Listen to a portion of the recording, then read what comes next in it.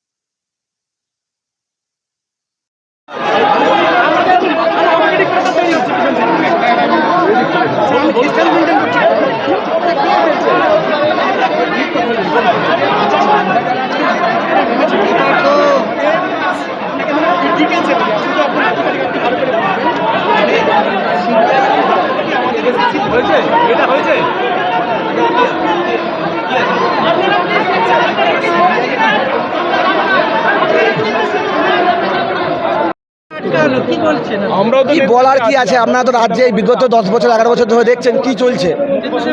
হ্যাঁ, ওরা যেতে দেবে না। আমরা মুখ্যমন্ত্রীর সঙ্গে বসতে চাই, মুখ্যমন্ত্রী আমার সঙ্গে বসে গেলে আমরা ভাঙবো না, না বসে গেলে আমাকে বাধ্য হয়ে ভেঙে যেতে হবে।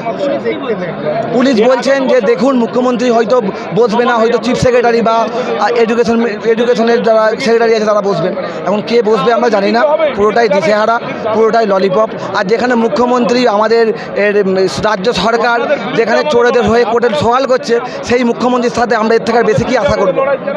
মুখ্যমন্ত্রীর মুখটা এতটাই পুড়ে গেছে, উনি যোগ্য শিক্ষকদের সঙ্গে মুখটা দেখাতে পারছেন না। এটা আমাদের রাজ্যের লজ্জা, দেশের লজ্জা। এই লজ্জা মুখ্যমন্ত্রী কোথায় রাখবে? আপাতত আমরা অবস্থান বিক্ষোভ করবো, আলোচনা করি, আলোচনার মাধ্যমে আমাদের যা ঠিক হবে তাই করবো। আমার নাম শেখ রফিকুল হোসেন।